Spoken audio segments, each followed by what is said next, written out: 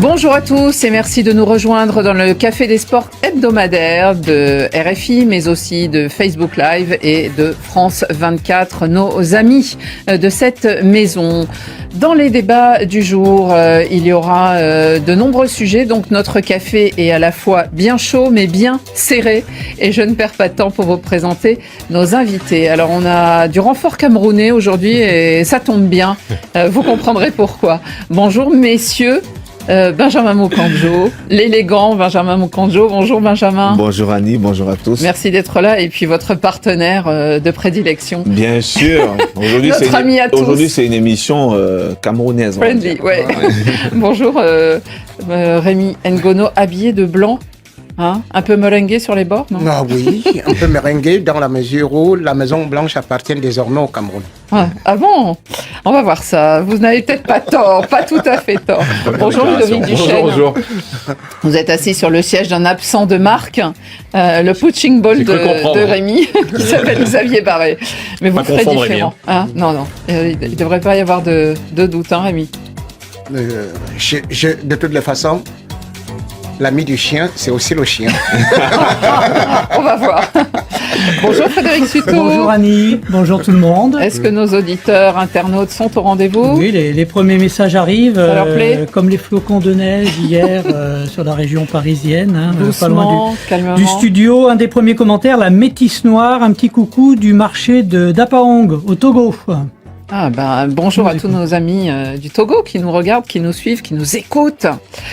Dans les débats du jour, 24 sélections dans les starting blocks à un an de la CAN 2025 au Maroc. Tous les qualifiés sont donc déjà connus. Des éliminatoires au pas de course en 44 matchs en 3 mois. Quels sont vos coups de cœur, messieurs? Vinicius Junior, le Camerounais, on y vient.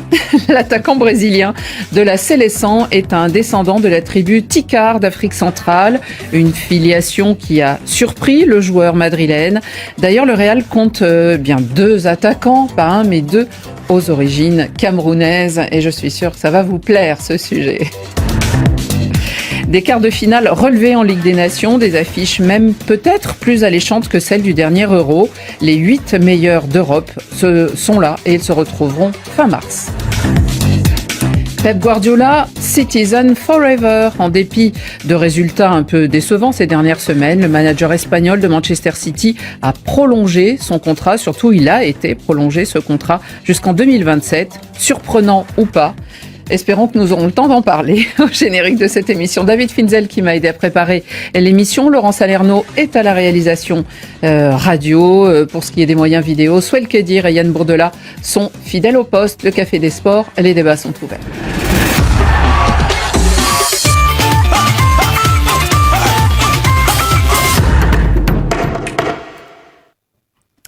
Alors, ce café des sports, le Maroc, logique favori, dit-on, pourrait-on croire.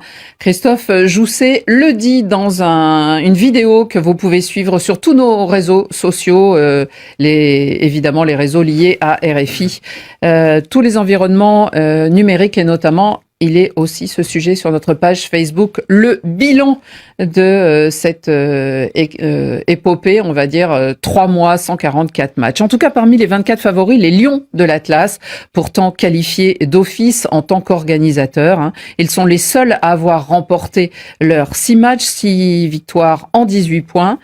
D'autres ont été séduisants, peut-être pas jusqu'au bout. On peut penser aux Léopards de la RDC ou même le Nigeria. Les grands sont quand même là. Record d'ailleurs pour la Tunisie, une pâle Tunisie, mais c'est quand même la 17e qualification consécutive. Que ce futur pour eux. Pilule amère au bout de ces 6 matchs, c'était pour le Ghana et la Guinée qui ne participeront pas à la fête. En tout cas, quels sont vos coups de cœur sur cette phase éliminatoire? Je commencerai par vous, Benjamin. Qu'est-ce qui vous a marqué ou plu sur cette séquence? Je pense que ça serait quand même facile de dire le Maroc parce que, bien évidemment, c'était une équipe qui a été impressionnante depuis le début de cette phase de qualification. On peut aussi se rappeler que le Maroc a joué la quasi-totalité de ses matchs à domicile, se prépare déjà pour cette compétition. Mais moi, j'ai plutôt un penchant pour cette équipe du Comore. Pour avoir discuté un peu avec le président de la fédération lors de la dernière CAN en Côte d'Ivoire qui étaient invités parce qu'ils n'étaient pas qualifiés, je crois. Oui, ils étaient là au Cameroun et pas là voilà, au Côte il d'Ivoire. m'expliquait toutes les C'était allé difficultés. très loin, au Cameroun, on se souvient, avec plein de péripéties. Oui, avec le gardien, joueur qui a fini dans les buts. Mais il m'expliquait surtout toutes les difficultés qu'il a au quotidien à pouvoir réunir ses joueurs dans les déplacements, les difficultés financières. Mais malgré ça, on voit qu'ils ont quand même réussi à monter une équipe, et une équipe qui est compétitive. Moi, j'ai eu la chance de les voir jouer 2-3 fois lors de ces qualifications-là. J'ai senti un peu ce Comores-là que j'avais vu lors de la CAN au Cameroun. Malheureusement, La même dynamique. La même dynamique, avec des bons résultats, avec un bon fond de jeu. Moi, c'est un peu mon coup de cœur lors de ces qualifications, et je suis persuadé que s'ils gardent la même mentalité, ils peuvent peut-être surprendre. Je dirais pas qu'ils vont aller jusqu'à la gagne, mais ils feront peut-être un meilleur parcours qu'ils l'ont fait au Cameroun. Et c'est intéressant parce que dans ces qualifiés, cette fois-ci, on n'a pas véritablement de petits nouveaux, aucun qui n'est... Quasiment tout le monde connaît la compétition. Tout le monde a déjà au moins participé une fois. Ludovic Duchesne. J'ai peur de pas être super original. Non, j'ai bien aimé le Botswana qui passe, qui a fait un bon match contre l'Égypte. Mais moi, j'ai envie quand même de parler du Maroc. Je trouve que sur la dernière CAN, ils ont été décevants parce qu'éliminés en 8e. Mais je trouve que j'aime bien ce que fait Walid Regragui quand même. Et je trouve qu'avec l'apport notamment de Ben Seguir, des joueurs qu'on connaît bien en Ligue 1, et même de Brahim Diaz qui s'est découvert et qui en 4 matchs a terminé meilleur buteur des éliminatoires, je trouve que ce qu'il apporte tactiquement, ce qu'il fait, ce qu'il travaille. Alors on en parlait un peu avec Benjamin juste avant. C'est pas parce que tu joues bien que tu vas gagner la Coupe d'Afrique des Nations. Surtout, ce qui est intéressant quand même, c'est qu'ils étaient qualifiés d'office puisque c'est le pays organisateur, mais ils ont joué le jeu. Mais ça ressemble beaucoup à Walid Regragui, moi que je connais, que j'avais déjà interviewé, qui vient de Corbeil-Essonnes, c'est une ville qui me parle parce que j'ai fait mes études là-bas. Et donc c'est quelqu'un que moi j'aime beaucoup. Je trouve que c'est un sélectionneur très intelligent, charismatique. Et j'aime bien ce qu'il véhicule. Et je trouve qu'après la grosse déception, et on a même remis en cause sa place, etc. Je trouve que le nouveau travail qu'il effectue avec des nouveaux joueurs, le talent d'un Ben Seguir dont je suis totalement fan.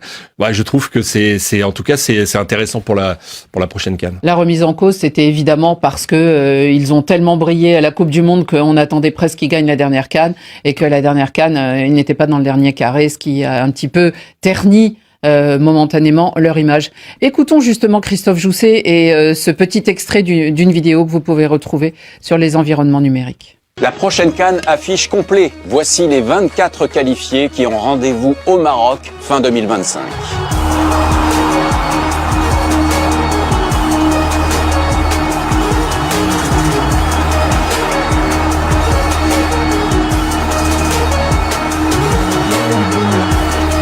Pas besoin de se creuser la tête pour dégager le favori numéro 1, le Maroc. Vous voyez, il est d'accord avec vous, Christophe Jousset. Oui, on a un peu tous envie de dire le Maroc, parce qu'en plus, on repense à l'aventure de ces éléphants, aventure absolument incroyable. Mais le facteur domicile a eu une grande importance. Avant de donner la parole à Rémi. Le Facebook Live, les Marocains, ils ont la cote. Rogaro, le Maroc est trop fort, et comme le disait Ludovic, surtout avec Brahim Diaz. Et toutefois, là, c'est Tchèque Niagué. Le Maroc, attention, a joué avec des équipes trop faibles, méfiance en vue de la phase finale. Oui, parce que c'est vrai que dans leur groupe, il n'y avait pas que des grandes équipes, mais cette équipe du Maroc n'a pas remporté de CAN depuis 1976, et on sait que les Lions sont affamés. Rémi, notre Lion indomptable à nous, quel est votre coup de cœur ? Je pourrais avoir un coup de cœur pour un autre Lion, c'est-à-dire Lion de la Teranga, avec un entraîneur quand même intérimaire, et curieusement, les résultats sont là. Donc, il peut nous faire un curieusement, c'est-à-dire mais il peut nous faire un coup à la façon de la Côte d'Ivoire, avec un entraîneur qui est arrivé comme ça sur la pointe des pieds, et puis finalement, qui allait jusqu'au bout. Donc, j'ai quand même vu cette équipe-là, surtout devant des adversaires dignes de son nom, et qui a réussi à maîtriser, même au niveau de la possession. Mais, j'aurais pas un coup de cœur, mais un coup qui me fend le cœur. C'est par rapport à l'Afrique centrale. Parce que je comprends pas comment est-ce que certains petits pays parviennent à se qualifier. Mais nous avons en Afrique centrale des pays qui viennent même parfois puiser au Cameroun, comme la République centrafricaine. On dit, ils ont recruté tel, voilà, ils sont en train d'évoluer, et finalement, patatras. Donc, je ne comprends pas. C'est un coup de griffe, là, Rémi, c'est pas un coup de oui, mais j'ai dit que ça me blesse le cœur. C'est un coup qui me fend le cœur. Comme, justement, aussi, cette histoire du Tchad. Mais je ne peux pas comprendre que le Tchad se donne seulement les moyens d'être une grande puissance militaire, une puissance de guerre en Afrique. Mais quand ils arrivent, au stade, ils deviennent des gibiers. Tout le monde parvient à les tuer. Tout le monde parvient à les...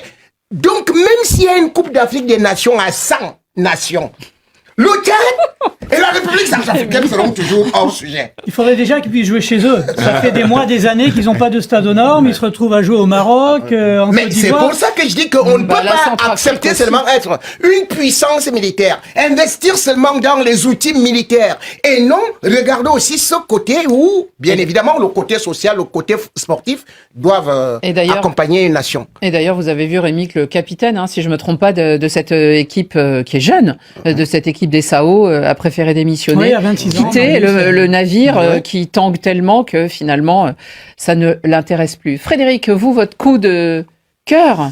Moi, le coup de cœur, il serait peut-être plus global. C'est une constatation, une tendance. Bravo à l'Afrique australe. Quand vous regardez là sur les 24 qualifiés, Angola, Afrique du Sud, Zambie, Zimbabwe, Tanzanie, Botswana, Mozambique. Alors oui, il manque des pays d'Afrique centrale. Et même Simon, il ajoute il manque Comores. des pays d'Afrique de l'Ouest, la Guinée, par exemple. Il y a ceux qui sont plus là depuis quelques éditions, comme le Togo. Mais l'Afrique centrale, l'Afrique australe, ça marche très bien. On le voit déjà en club, Ligue des Champions, Coupe de la Confédération. Ils sont là depuis quelques années, en quart de finale, demi-finale. Les Sud-Africains, ils sont quand même allés en demi-finale de la dernière CAN, troisième en Côte d'Ivoire. Je ne sais pas si c'est l'effet Patrice Motsepe, président de la CAF, en tout cas. Mais tu as commencé finalement, la chute est catastrophique. Non, mais il y aura 7 équipes d'Afrique australe. Te mettre une couronne sur la tête, tu dis bon. Mais il y a quand même quelques auditeurs téléspectateurs qui nous disent attention, la Tanzanie n'y est pas encore. Parce que la Guinée a déposé une réclamation sur le match Tanzanie-Guinée. Bon. Tu m'arraches mon coup. On va y revenir, mais bon, on verra surtout, on discutera peut-être des chances de cela. Le coup de cœur de Radio Foot était aussi pour les Comores, justement, parce que les Sélacantes nous avaient beaucoup plu à l'époque de Amir Abdou, et on voit que le travail continue. 4 ans après, c'est une belle histoire qui se poursuit. Allez Rémi, on va au pays des lions indomptables. Bien sûr.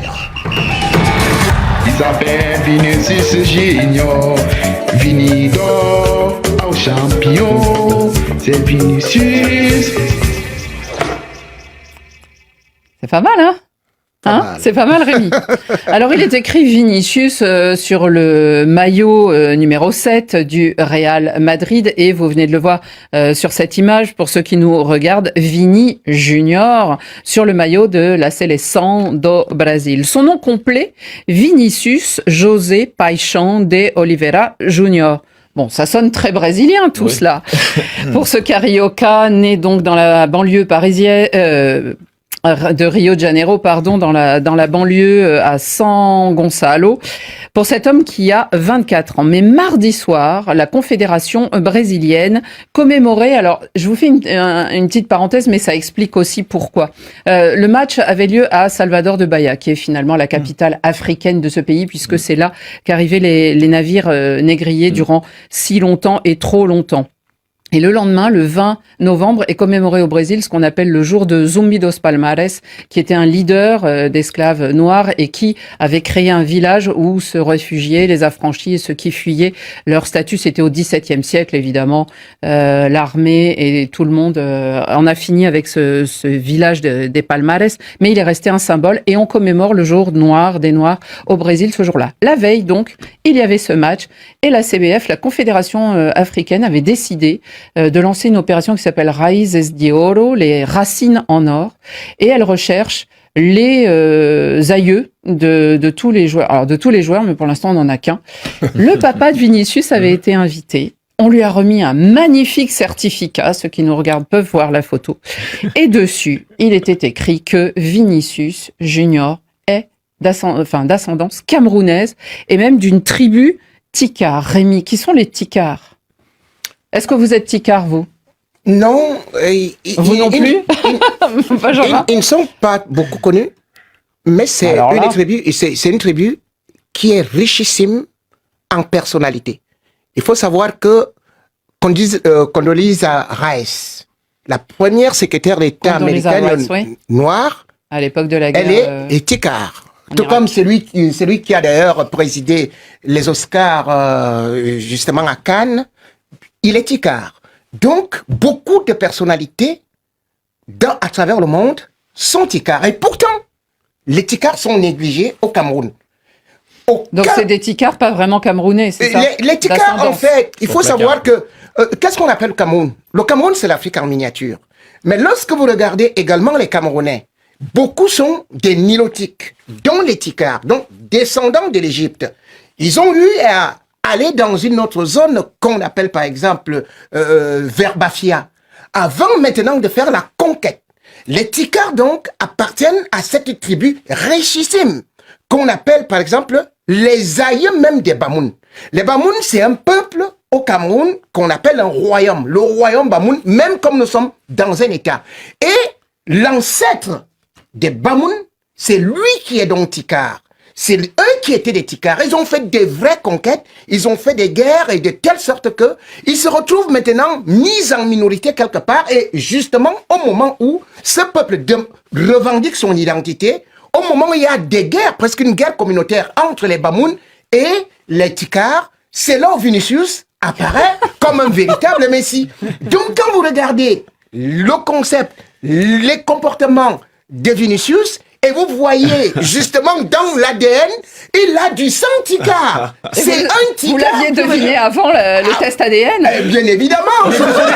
Là, il y a des messages, c'est parti. Hein, tout s'explique, nous dit Archange. On comprend mieux pourquoi Rémi soutient depuis toujours Vinicius. Benjamin, avant qu'on revienne à Rémi, est-ce que ça vous a surpris? Est-ce que ça vous amuse? Est-ce que ça vous intéresse, cette nouvelle? Non, ben on s'intéresse un peu, mais après, pour moi, ça change pas grand-chose. Est-ce que vous aviez quelque chose de brésilien dans votre style de jeu? Ben peut-être que je suis brésilien à la fin. Hein. Je me demande bien. Rémi me dira parce que je crois que Rémi m'a vu jouer plusieurs fois. Il est mieux ou même Ludo parce que Ludo plusieurs fois aussi m'a vu jouer. Mais je pense qu'au-delà de tout ça, bon, c'est quelque chose qui nous intéresse. On est content de le voir. Ça nous fait sourire d'entendre que Vinicius il est camerounais. Il aurait pu être d'une autre nationalité, bien évidemment, mais après, pour moi, ça n'enlève à rien. Le joueur qu'il est, il sera toujours jugé par rapport à ses performances, mais il y a quand même cette fierté qu'on a chez nous en Afrique, de pouvoir revendiquer, comme on le fait avec Mbappé, notamment, on dit que même s'il défend la France, il est camerounais. Donc, on voit quand même que le Cameroun a quand même servi pas mal de pays. Non, ce qui est intéressant pour Vinicius, c'est que c'est quand même l'un des symboles pour lutter contre le racisme dont il est victime trop souvent dans les stades espagnols et autres. C'est un des buts de cette opération. Ouais. Et donc, du coup, je trouve ça extrêmement symbolique que ce soit lui qui ait ses origines. Et je trouve ça génial parce que vraiment, il peut porter ça. Il a l'air de vouloir porter beaucoup de choses sur ses épaules. Donc, en fait, c'est une initiative. À mon avis, si on le faisait dans beaucoup d'équipes, on aurait beaucoup de surprises. Mais venant de Vinicius, de Mbappé, alors décidément, dans cette équipe du Real Madrid, il y a beaucoup de joueurs, soit camerounais, soit Tchouaméni. Je crois que c'est Afrique centrale, je crois. Donc voilà, ils ont des belles origines et moi tant mieux, c'est un plus. Ce qui est intéressant, c'est le petit film que produit la CBF et qui est notamment diffusé derrière nous, où on voit, ils disent mais on cherche les origines des descendants, des afro-descendants, comme on dit au Brésil, et qui nous ont tant servi le football. Et là, on voit notamment Pelé et d'autres joueurs. Rémi, il y a Landreau qui demande à Rémi d'enquêter pour savoir d'où vient Neymar. Oui. Alors Rémi, finalement, on a deux buteurs ou deux attaquants d'origine camerounaise dans l'équipe du Real Madrid. Mais il faut savoir que il y avait déjà certaines stars du Cameroun au Real Madrid. Les gens oublient quand même qu'il y avait Jermaine Djitap au Real Madrid. Les gens oublient quand même que Samuel Eto'o est passé par le Real Madrid. Et certains oublient que ce Real Madrid-là a quelque chose avec le Cameroun et que aujourd'hui, lorsqu'on essaie de regarder cette Maison Blanche avec justement Vinicius et Mbappé, ils ont un fort caractère. Parce que justement aussi, Mbappé, lui, il vient du côté des Sawa, donc du côté de Douala. Et de l'autre côté, vous avez... L'île de Djebalé, c'est ça, d'où vient son papa. Voilà, c'est comme ça. Mais cependant aussi, ça nous apprend beaucoup de choses dans l'histoire. Cela veut dire tout simplement que ce n'est pas parce que on vient d'une petite tribu qu'on est voué à l'échec au néant. Parce qu'il y a un proverbe africain qui dit « Les légumes et les belles salades pousse sur du fumier.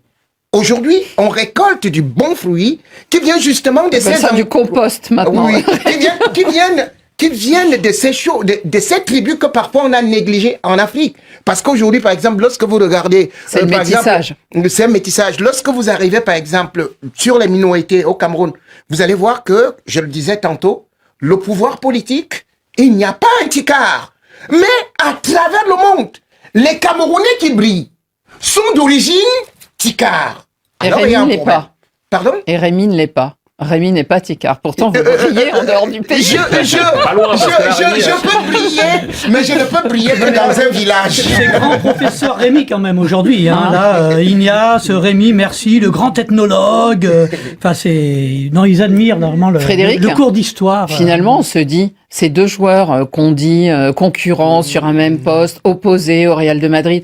Mais là, Vinicius qui revient comme Camerounais face à Mbappé. Ça va peut-être les rapprocher. Non, mais ils vont sans doute en parler en tout cas. Et c'est Vinicius qui a commencé à écrire à Mbappé de rejoindre le Real Madrid, avant même que le Real ne puisse s'y lancer complètement. Donc vous voyez comment est-ce que cette histoire-là, c'est du magnétisme. Non mais sérieusement, ça va peut-être les aider à briser la glace un petit peu. Non mais c'est sûr, Vinicius, je sais que même avant... Ils sont des dribbleurs, ils sont du côté gauche. Mbappé, bien sûr. Ils sont performants, ils ont une tête, ils ne se font pas marcher sur des pieds, mais c'est ça l'homme camerounais. C'est pas possible. Si l'équipe de France ne veut plus de Mbappé et qu'un jour...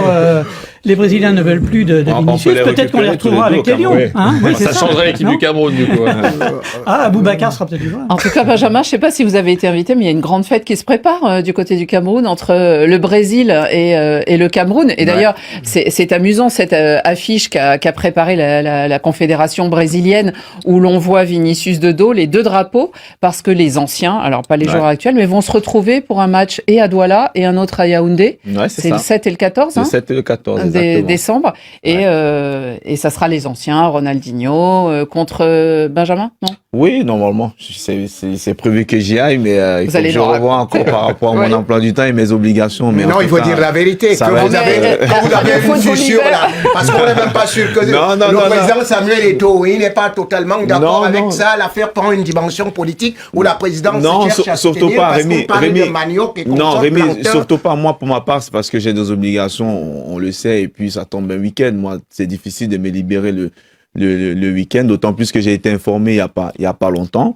Donc, j'ai pas encore donné ma réponse. Elle est sous réserve. Mais c'est Vinicius qui devrait y aller, en tout cas. Non, mais ça tomberait.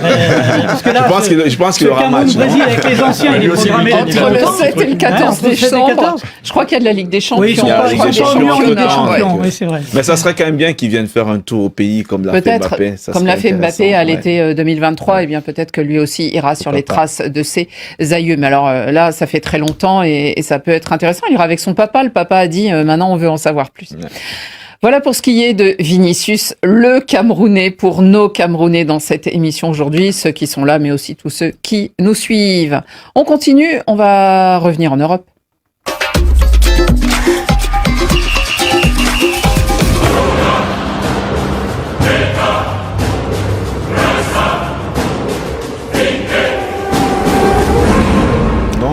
La Ligue des Nations en phase finale, le tirage au sort a eu lieu à la mi-journée en Suisse et a défini les affiches des quarts de finale de la compétition qui va se poursuivre au printemps prochain. Les affiches ont donc donné, on aura Pays-Bas, Espagne, Danemark-Portugal, c'est important l'ordre des choses, on va vous dire pourquoi, Italie-Allemagne et Croatie-France. Ce qui est important, c'est que les pays qui ont fini premier de leur groupe, en fait, reçoivent d'abord, terminent à domicile et ça donne toujours un petit plus. Que pensez-vous de ces affiches de quart de finale Ludovic? Non, c'est assez équilibré dans le sens où, comme tu l'as dit, ceux qui ont terminé premiers vont recevoir donc les favoris que sont l'Allemagne, l'Espagne, la France, il n'y a pas de grand et le Portugal en fait. Vont recevoir, donc ont des matchs a priori, je dis bien, à leur portée. Et alléchant. Ouais, celui qui m'intéresse le plus, à part évidemment le match de l'équipe de France, c'est le Italie et Allemagne, parce que ça rappelle des grands souvenirs. Ça a été une finale de Coupe du Monde. Et sur ce qu'ont fait les Italiens, même si évidemment ils ont cédé face aux Français, j'ai trouvé qu'il y avait un vrai renouveau dans cette équipe. On découvre d'autres joueurs. Enfin, il semble avoir un attaquant, voire deux. Donc il se passe des choses.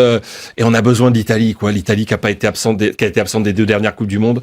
On a besoin des Italiens. Pour les Français, c'est des retrouvailles. De toute façon, que ce soit la Croatie ou le Danemark, on a l'impression que on joue toujours contre les mêmes. Là, ce sera la Croatie et attention aux Croates, hein, c'est une très très belle équipe. Ludovic, juste une chose, on a encore changé de formule dans cette Ligue des Nations. Maintenant, ça va être des matchs aller-retour. Oui, là, c'est aller-retour, absolument. Bon. Pour les quarts de finale. Les demi-finales sont déjà tirées. Hein. Donc nous, nous, si je dis nous, voilà, si les Français se qualifient, ils joueront soit contre l'Espagne, soit les Pays-Bas. Frédéric, vous pensiez que c'était peut-être plus affriolant, finalement, ces quarts de finale, que ceux de l'Euro? Non, en tout cas, Ludovic disait, on joue toujours contre les mêmes. Et c'est vrai que 6 mois, à peine un an après l'Euro, on retrouve des quarts de finale. On a l'impression d'être à l'Euro. Alors là, c'est pas tout à fait le débat du moment, mais c'est vrai qu'on a remplacé les matchs amicaux de l'automne et du printemps par cette Ligue des Nations. Mais là où on pouvait avoir un match amical France-Côte d'Ivoire, France-Cameroun, on se retrouve avec un peu toujours les mêmes affiches. Et sur la durée, moi j'ai peur que ça tourne un petit peu en rond parce que super, il y a un France-Croatie. Est-ce qu'on va être si enthousiaste que ça? Ça, on a déjà eu en finale de Coupe du Monde, il me semble. Ouais. Non, mais ça, on a du mal à accrocher, on a du mal à s'emballer. C'est ça le problème avec la répétition des matchs. Comme ça, quand on est dans une compétition, notamment la Ligue des Nations, ils ont décidé de la créer. Mais aujourd'hui, ça empêche finalement les sélections de pouvoir se confronter à d'autres sélections. On voyait dans le passé la France qui pouvait jouer contre le Cameroun lors de cette période FIFA où c'était des matchs amicaux. Là, on va finalement s'habituer à ça parce que c'est les mêmes affiches qui vont revenir. Oui, puis en plus dans le groupe A, il y en a un qui descend et qui monte comme l'Angleterre, voilà. mais il y a souvent les mêmes équipes. Il faut qu'on s'habitue à ça et je pense qu'on aura moins de matchs amicaux. Entre les sélections, par exemple, européennes et des sélections d'un autre continent, parce qu'une fois qu'on met ça en place, ça va être ça. Et moi, je trouve que c'est dommage, parce que moi, je fais partie de ceux qui disent que la rareté est hyper importante pour garder cette flamme qui existe. Parce que là, les Européens jouent entre eux, les Africains jouent entre eux avec leurs éliminatoires, pareil en Amérique. Finalement, on n'a plus... Il n'y a que la Coupe du Monde qui brasse. Et je trouve que c'est dommage. Rémi, allez, qui sera en finale? Alors là, c'est d'y aller trop loin, de voir déjà la finale. C'est sûr, non? Ces quarts de finale, vous semble-t-il intéressants, attractifs? Oui, c'est intéressant parce qu'il y a de très bonnes équipes. J'ai vu l'équipe du Portugal qui est très très bonne. Et puis voilà, c'est un noyau où il y a déjà de la maturité. Ce qui sur le plan offensif quand même, que ce soit seulement Ronaldo, il y a les Leao, tous aujourd'hui. Même Vitinha qui au milieu de terrain, il est devenu très bon. Bon, l'équipe de Croatie, c'est toujours presque la même chose parce que quand même au milieu du terrain, ça fait l'âge d'un chef d'État africain, donc je ne voudrais pas prononcer ici. Oui, mais ça fait 3. C'est-à-dire, vous prenez Brozovic, vous prenez Modric, et vous prenez Kovacic. Kovacic, ça fait 100 ans. Ils sont encore là en quart de finale. Ça fait 100 ans. Ils sont toujours présents. Ils sont toujours là. Ils sont toujours là. Donc, ils seront contre la ça fait quel âge? Oui, c'est tout seul. Oui, donc. Rémi, Modric est éternel, tu peux pas dire le contraire. Donc, c'est pour ça que je dis, cependant, pourquoi est-ce que je dis ça? Parce que cette équipe. Parce qu'il y a Croatie-France. Oui, parce que les gens se basent encore sur 2018, la victoire de la France. Mais il faut savoir qu'en ce temps, la Croatie est venue battre la France. Ouais, Stade de France. Oui. Et c'était au mois de juin. Bon, après, tu sais, après les coups Mais avant cela, ils ont fait match nul. Oui. Donc, il faut regarder les derniers résultats. À la dernière Coupe du Monde, ils étaient il y a en un problème finale. africain. Il y a un problème africain qui dit que quand tu lances des coups quand tu lances les morceaux de boue, tu risques de recevoir des coups de pierre. Donc, faites très attention de croire que la Croatie est une équipe qui est déjà pratiquement finie. Non, mais moi, je suis d'accord avec toi, Rémi, parce qu'en plus, quand on voit quand même les derniers matchs de l'équipe de France, on n'est pas forcément rassuré. Hein. Pas vraiment, après, c'est vrai qu'entre aujourd'hui et le mois de mars... Après les quarts de finale... oui, non, mais quand on voit la motivant. performance même, quand on voit le match encore contre Israël, honnêtement, personne ne s'attendait à ce qu'ils nous fournissent un match à ce niveau-là. Il sera très bien contre l'Italie, mais moi, je trouve que voilà, c'est une équipe aujourd'hui, moi, elle me rassure pas forcément. Non. Après, essaie souvent de répondre présent quand l'adversaire est à un autre niveau. Ouais. Et c'est là où je peux un peu me rassurer. Peut-être qu'Mbappé, forcément, il va revenir, ça va être un plus. Mais en face, attention, parce que la Croatie aussi, c'est une très très belle équipe. Après, la Croatie, c'est toujours pareil. Ils ont toujours pas d'avant-centre. Ils ont essayé un jeune, la Matanovic. Il y a Budimir toujours, mais franchement, ils ont toujours pas un avant-centre de renom. Et c'est toujours les mêmes défauts. Et l'équipe reste quand même vieillissante. Frédéric, des réactions Oui, Diodo Kayombo, que Rémi connaît bien, je pense. Le Portugal sera en finale avec Cristiano Ronaldo et soulèvera le trophée. Ah bah oui, alors, ça doit être un ami de Rémi, ça c'est sûr. Bon, en tout cas, je vous les rappelle, ces affiches des quarts de finale. Il y aura donc Pays-Bas, Espagne, Danemark, Portugal, Italie, Allemagne et Croatie, France. L'Italie a battu l'Allemagne pour la dernière fois quand? Peut-être. En 2012.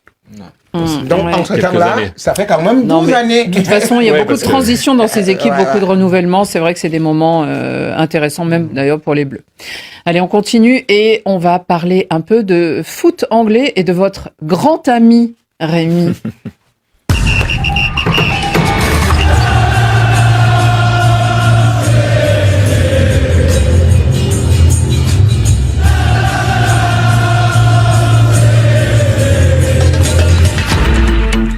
C'est amusant parce qu'ils aiment plutôt écouter Oasis dans le stade de City, mais nous on aime les Beatles ici. Alors, Citizen Forever, et oui, Pep Guardiola reste sous, alors pour un Catalan, pour un Espagnol, il préfère le brouillard anglais. 53e parallèle nord, hein, et il aime apparemment, il y est depuis 2016, et il devrait y rester jusqu'en 2027, prolongation de 2 ans du contrat de cet entraîneur ô combien charismatique, ô combien symbolique et ô combien aussi vainqueur, puisque avec cette équipe, il a remporté 72% de victoires. Ce sont 353 victoires en 490 matchs.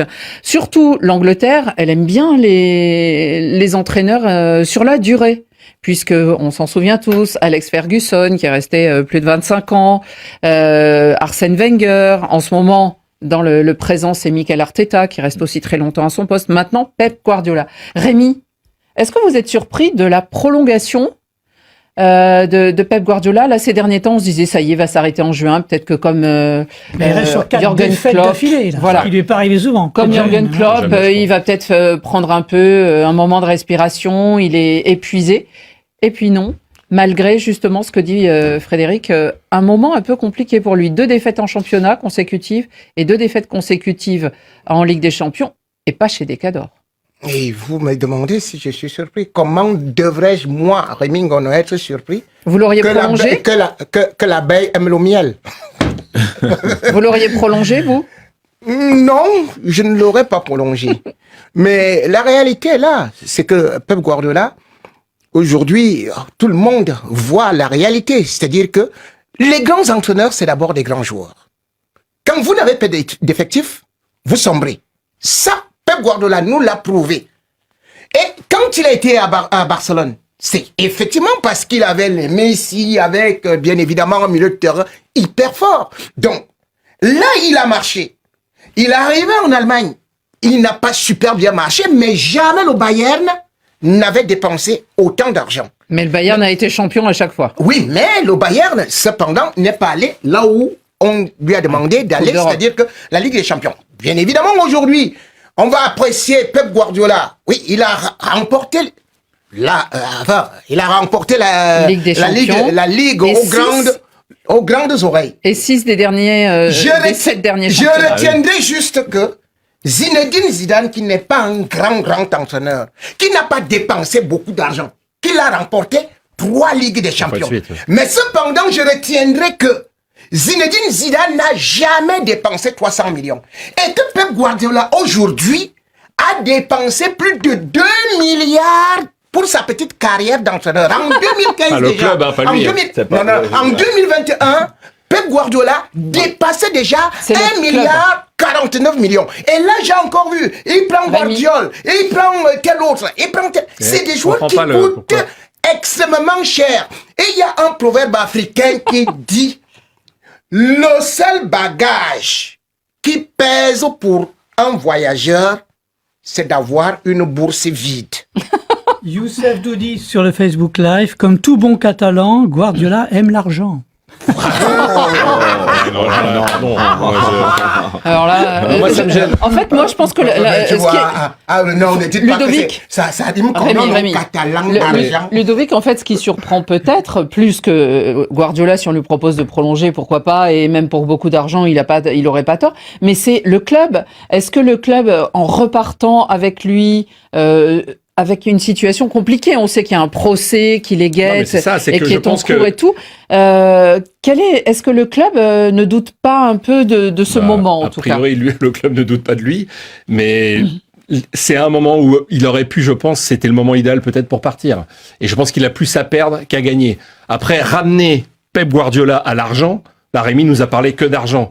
Pardon, c'est tout sauf ça. Je pense qu'il arrive à un niveau de vie où l'argent, ça compte plus. Quand on a tellement... On parlait de l'effectif. Que c'est plus un problème. Oui, mais tu n'as parlé que d'argent. Ça me gêne. Quand on parle des grands clubs, on parle forcément d'argent. Quand on parle de Guardiola, on parle d'une philosophie, on parle d'un jeu, on parle de joueurs qui dépassent leurs fonctions. On passe d'un club, voilà, qui aujourd'hui domine le football parce qu'il lui a donné une vraie culture, parce qu'il lui a donné une vraie philosophie. Donc aujourd'hui, il a plus à perdre parce que c'est le procès du siècle contre la Première Ligue et qu'ils peuvent tout simplement être rétrogradés.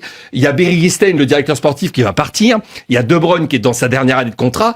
Donc je pense qu'il avait une porte de sortie qui était assez facile à prendre. Et qui était finalement une grande porte. Mais oui, donc là c'était facile de partir. Il reste, je pense que c'est... Il y a même le Brésil qui le voulait comme sélectionneur. Oui, sans le Brésil, veut tout le monde. Mais en tout cas, qu'est-ce qu'il peut prouver de plus à City maintenant qu'il a gagné pas grand-chose. C'est pour ça qu'il devait peut-être même partir. Ça aurait peut-être été mieux pour lui. Je pense qu'il a voulu persévérer, rester. Moi je dis que c'était tout à son honneur. C'est pas une question d'argent. Stop. Benjamin, comment voyez-vous cette prolongation? Pourquoi est-ce qu'il ne vient pas dans une équipe qui n'a pas de budget? Nous voulons aussi voir Pep Guardiola faire comme Mourinho avec Porto. Mais tu me dis que ce n'est pas un problème d'argent. Mais c'est pour ça que je t'ai dit, tu ne peux pas... J'étais pas un cas. Quand tu me dis Pep Guardiola par rapport à ceci, je vois tout simplement si un autre entraîneur nous aurait recruté Grealish à 117 millions.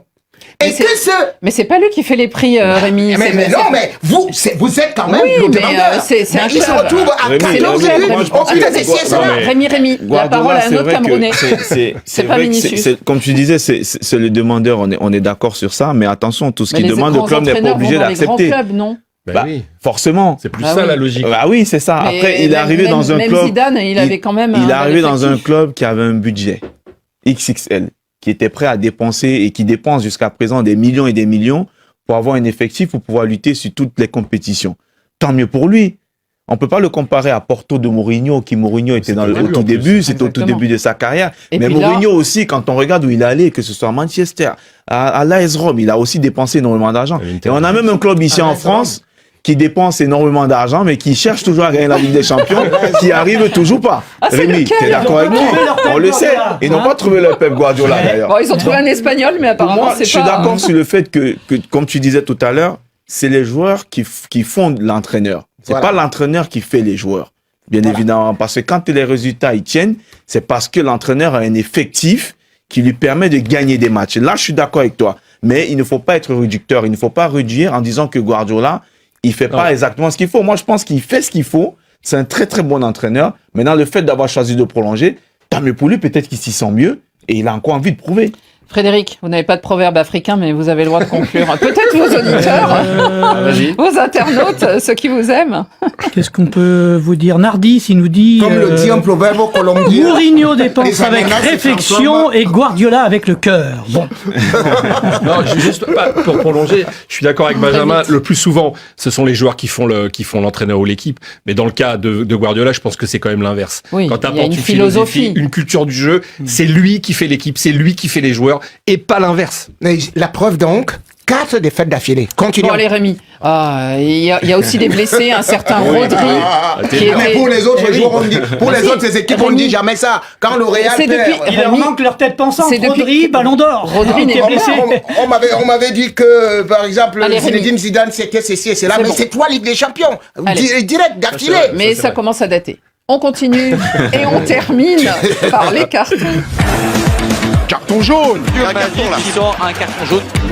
Ouh là là là là, carton rouge. Carton rouge. Dans la confusion. Carton vert. Extraordinaire. Rien à dire. Et immédiatement la parole à nos auditeurs, internautes, nos fidèles auditeurs et nos fidèles internautes. Des cartons sélectionnés par David Finzel. Café des Sports, bonsoir. C'est Hartmann depuis le Bénin et mon carton de cette semaine est rouge. Un grand carton rouge contre les supporters libyens qui s'en sont pris à la délégation béninoise. À la fin du match Libye-Bénin, beaucoup de supporters libyens et même des forces de l'ordre ont agressé la délégation béninoise. De tels comportements répréhensibles sont à décourager à jamais et c'est pour cela que j'invite les autorités de la CAF à taper du poing sur la table en prenant des sanctions lourdes et conséquentes. Bonjour le Café des Sports, c'est Alex Zico et je vous suis depuis Alger, la capitale algérienne. Mon carton, il est vert pour les Verts d'Algérie parce qu'ils se sont qualifiés après 4 matchs seulement pour la Coupe d'Afrique des Nations. On pensait qu'après Belmadi, ça allait être compliqué, mais le bon vieux Petkovic s'en sort quand même bien. Big up à tous. Je suis Kwaku Florent, ivoirien vivant à Boaké.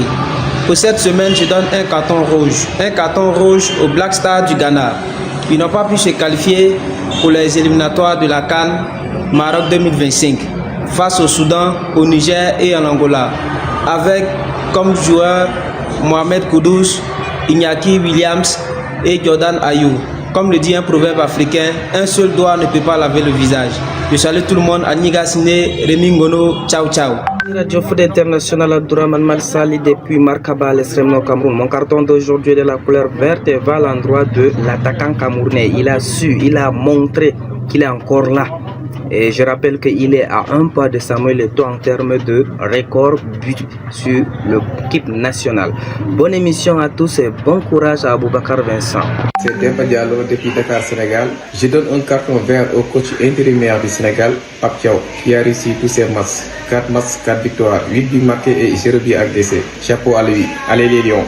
Bonjour Radio Foot, c'est Rafi Wa depuis Casablanca. Aujourd'hui, mon carton, il est rouge comme mon maillot. Je l'adresse à la Fédération tanzanienne de football qui est passée par toutes les méthodes pour gagner face au Sri national. Cette faute ne sera pas tolérée par les instances juridiques de la CAF. Bon café des sports à vous. Merci. Bonsoir Radio Foot, c'est Gallo Abdul, Guinéen vivant aux États-Unis. Je donne un carton jaune à la Fédération guinéenne. Au lieu d'assumer les erreurs qu'on a fait pour essayer d'avancer pour les prochaines éditions, ils sont là à faire croire à la Guinée qu'ils ont toujours une chance de se qualifier pour la prochaine CAN. À dire quoi bah. Carton jaune à la Fédération guinéenne. Bonne émission. Bonjour Radio Foot, c'est Olivier Kafindo depuis Kisangani en République démocratique du Congo. Je donne un carton vert à mon équipe de TP Mazembe pour sa qualification en demi-finale de la CAF Champions League Dames et bonne chance pour la suite. Bonjour le Café des Sports, je m'appelle Oumar Ba, je vous suis depuis la Floride. Je voudrais donner un carton rouge à la presse sportive française en y incluant Xavier Barré. Il faut arrêter avec ce Mbappé Bachi. À chaque fois, il y a un joueur français qui se fait lyncher médiatiquement. C'est cyclique. Il y a quelques années, c'était Thierry Henry. Après Thierry Henry, c'était Ribéry. Après Ribéry, c'est Ben Arfa. Après Ben Arfa, c'est Benzema. Il faut arrêter avec cette espèce de sadomasochisme qui dessert le football français. Merci. Moi, c'est Karl Anthony. Je vous appelle depuis N'Djamena, le Tchad. Mon carton s'adresse à Cristiano Ronaldo. Il est vert, bien sûr. Xavier Barré ne cesse de le critiquer, de l'insulter, mais qu'est-ce qu'il est fort ce monsieur, qu'est-ce qu'il est fort. Malheureusement aujourd'hui Xavier Barré est absent, sinon Rémi Ngono n'allait pas le louper. Donc j'adresse mon carton vert à Cristiano Ronaldo et à l'équipe du Portugal. Il est fatigué Ronaldo. Bon ben vous voyez, il est pas absent, il est présent. On est tous présents dans les cartons finalement. Et merci beaucoup de nous être fidèles et merci aussi d'avoir réagi autant sur tout ce qui était épreuve africaine. Alors, ben non Rémi, c'est pas vous qui allez commencer parce que justement Xavier Barré, il est absent, mais il est présent aussi. Hola, salut les amis. Bon, je suis pas dans l'émission ce vendredi, cette semaine, parce que je suis un peu loin de Paris. Mais par contre, je voudrais quand même donner un carton. Je vais pas laisser Rémi Ngono faire son show tout seul. Ah, pour ça, j'ai une idée. Je vais demander à un ami, vous savez? Vous appelez un ami. El Jefe, il est là, Alejandro Valente. Qu'est-ce qu'on va pouvoir faire comme carton, Alex? Écoute, le match pour l'instant n'est pas terrible. Alors je dirais que l'ambiance est mise par les joueurs numéro 12, comme on l'appelle en Argentine, c'est-à-dire les supporters qui ont envahi le stade de la Bombonera. Le carton vert pour les supporters argentins qui mettent une ambiance de feu ici à la Bombonera. Officiel albiceleste dans ce match contre le Pérou. Hasta luego, les amis. Eh bien voilà, il reviendra peut-être vers nous, Xavier Barré. Ce soir-là, quand même, l'Argentine a gagné. Passe décisive de Messi, vous imaginez, Rémi? Rien de mieux pour le Jefe. Alors allez, Rémi. C'est la haute trahison. Quand je vous ai toujours dit pourquoi est-ce que vous supportez Messi et tout, vous voyez ça? Elle refait avec Xavier Barré. Allez, Rémi. Alors, carton jaune. Carton jaune à l'équipe de la Tanzanie, que j'ai beaucoup apprécié, la combativité, l'organisation tactique, mais curieusement, quelle médiocrité managériale. C'est incroyable ce que ces gens qui sont supposés connaître les règlements de la CAF ont réussi à faire. C'est-à-dire que vous êtes à la 73e minute et vous trouvez quand même un mec pour entrer avec le numéro 26 qui n'est même pas inscrit sur la feuille de match. Vous vous rendez compte que le règlement de la FIFA, de la CAF vous dit déjà que vous devez communiquer la liste des joueurs bien avant, 6 mois avant, et surtout les numéros, les dossards, ça va seulement jusqu'à 23. Vous trouvez le nom le numéro de je ne sais quoi. Finalement, il risque d'être disqualifié, mais même comme la Guinée, ce n'est pas quand même de cette façon qu'il faudrait passer, compter sur les autres. Comme un proverbe africain le dit, il ne faut pas compter sur les ailes des autres pour voler. Frédéric, à vous. Je vais essayer d'être un peu plus court. Oui. Carton vert pour les Lyonnaises, l'équipe de foot. Elles sont là, toujours au rendez-vous, la Ligue des Championnes. Il reste encore 2 journées en phase de poule. Elles ont fait le plein, 4 matchs, 4 victoires, 4-1, là, le dernier contre l'AS Roma. Qualifié pour les quarts finales. C'est le TP Mazembe de France, finalement, cette équipe de Lyon. Benjamin Moukandjo, quelle couleur? Carton rouge, comme l'un de nos auditeurs a dit tout à l'heure, pour la Guinée. La Guinée qui a décidé avant le début de la compétition de se séparer de Kaba Diawara, qui avait fait un travail remarquable lors de la dernière CAN en Côte d'Ivoire. On a longtemps parlé de l'instabilité au niveau des bandes de touche des pays africains. Je trouve que ce choix leur coûte aujourd'hui leur qualification, tout simplement. Ludovic. Carton rouge à l'OM qui maltraite Chancel Mbemba depuis plusieurs mois, mais qui l'a mis dans le loft, après qu'il l'a écarté, qui vient d'avoir la commission juridique de la LFP qui l'a ordonné de lui payer des salaires en retard. Voilà, l'OM joue à ça tous les ans, change de joueur, mais ça c'est pas très grave, mais surtout se prive de joueurs qu'elle paye. Et je trouve que pour un joueur comme Mbemba, c'est une honte qu'il soit comme surtout ça vu écarté. La défense de l'OM en ce moment. Il a été remis dans le groupe de De Zerbi, mais il finit les entraînements tout seul. C'est lamentable. Je trouve que humainement, il faut pas s'étonner après que les joueurs veulent partir, veulent casser leur contrat, quand toi-même tu maltraites tes joueurs qui sont dans ton club. Je trouve que l'OM est en dessous de tout. On est d'accord. On en a d'ailleurs beaucoup parlé dans Radio Foot. Le carton de Radio Foot International est vert. C'est un carton d'encouragement très triste à une joueuse libanaise qui s'appelle Cécile Haïdar. Elle a 19 ans. Elle jouait au Beyrouth Football Club. Elle a été blessée dans des attaques, dans des frappes aériennes israéliennes à Beyrouth Sud récemment. Et malheureusement, elle est dans le coma depuis une semaine alors qu'elle allait devenir peut-être capitaine de son équipe nationale du Liban. On lui souhaite donc de bien se rétablir. C'est la fin de ce Café des Sports. Merci beaucoup, messieurs, d'avoir été si animés aujourd'hui. Les Camerounais à l'honneur. On vous souhaite tous un bon week-end. À la semaine prochaine.